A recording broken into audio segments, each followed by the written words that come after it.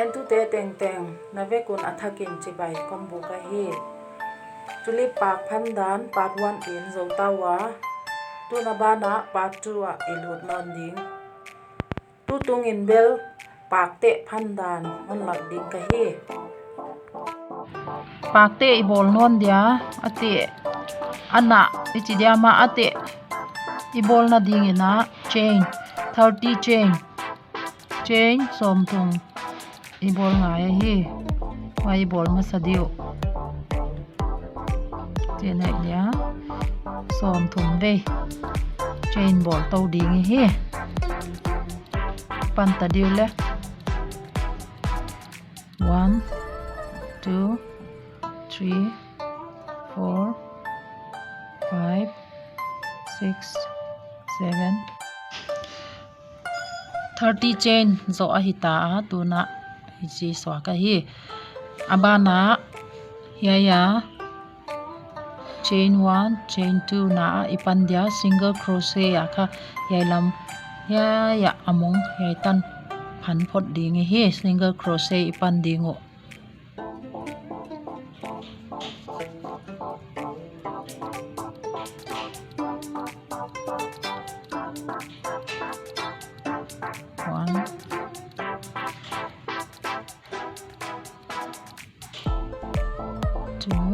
bana tot non de 3 4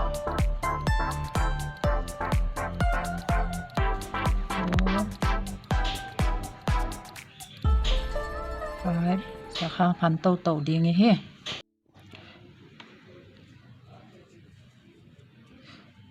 ton among ni tong tawa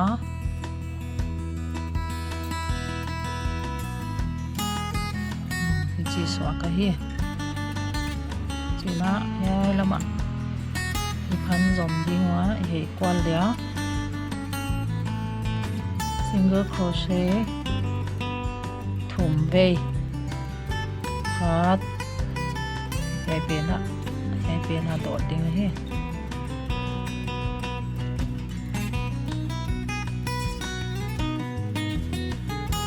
ni bana thum azo cha half double crochet khat ve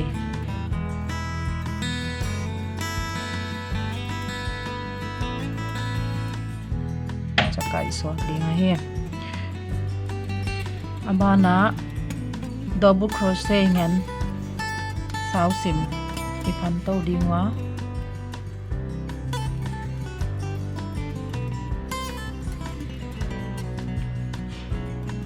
china double crochet ngan phan tau ding ya cha phan ding hai lampang giat khat ni thum li nga bok sai ya hai giat khongin asap chia nga kha yai tana double crochet hai twai phan dan hai tana phan dia nga wai ban kha half double crochet azo single crochet azom no ding he double crochet yai tana i phan i khol ding wa tuna i half double crochet ya i non ding khat ve ding half double crochet azo yai aban teng ya among tana kha single crochet hi ding he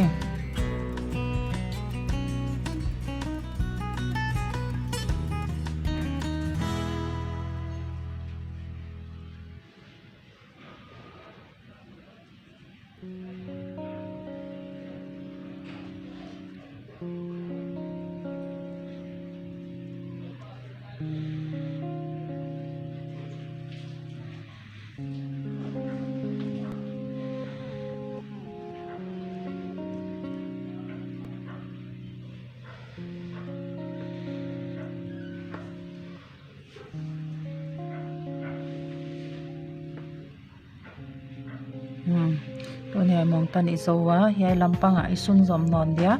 yai lampanga le a hi le single crochet ya pata se ma som tan phan phei di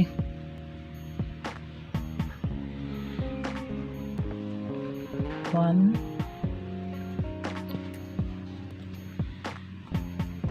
2 3 4 5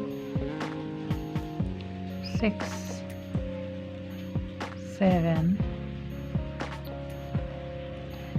8 9 10 chạm ngom đi quay gió half double crochet asun zom non đi ai gió aba na teng phia ya double crochet ya ni in asap chianga double crochet yai tana phandi tuna double crochet pandi ngop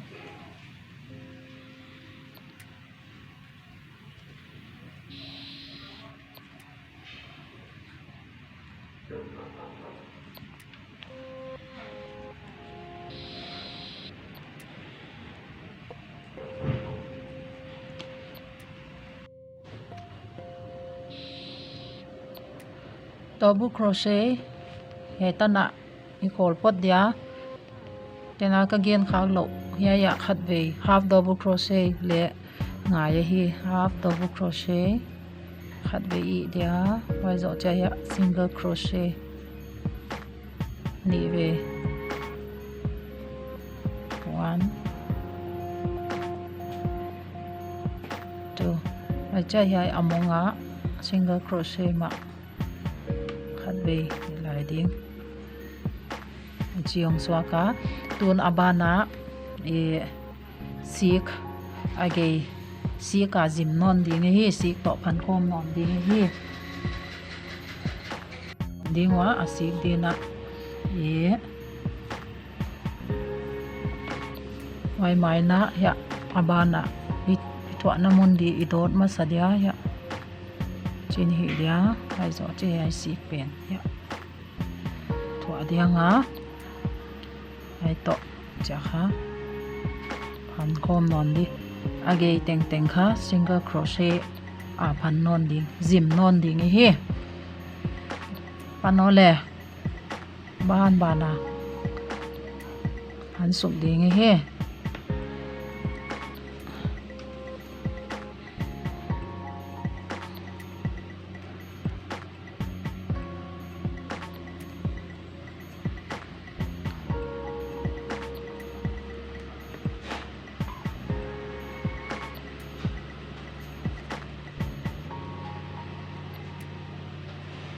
hi cha phan dia nga yai ate pumpi akim vela yai pumpi a khai cha phan di wai chai cha khep din yai ya zo ding hi a den cha atop na lama e ikimunon dingo zo dek dek ta hi ate tuna zo di kwa na hiya chini phan lai dia yai zo na phan ding chain ni a om la ya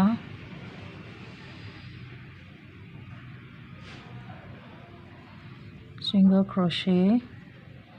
ya alas na dia yai asik zang pen kha ichina x dia ki ko kal saka koi ding hoi alai taka kai mat uti hi tuna yai alas na di pen ya dot ding ya a khaw pen anoi lama la din yai zona kai tau ding yai asik ki kala phan khum ding da na hi tuna slip stitch dầu điện chọn ngón điện chả tẹp tan điện tẹp tan rõ chang yai cài khé điện chả khỉ kịp đi quay rõ chá yai pen chả hẹp đi nghe he yai pen khá đợi đan đà na xoay sắc thế ấy hiá i ul lấy chi bằng ngà lệ del sắc thế i chi khó ngà lệ bol thế del deuh manga le koi thei tang deuh manga le koi thei ai asikin kha pan pi ai mana dei dan dana soi sak thei ai hi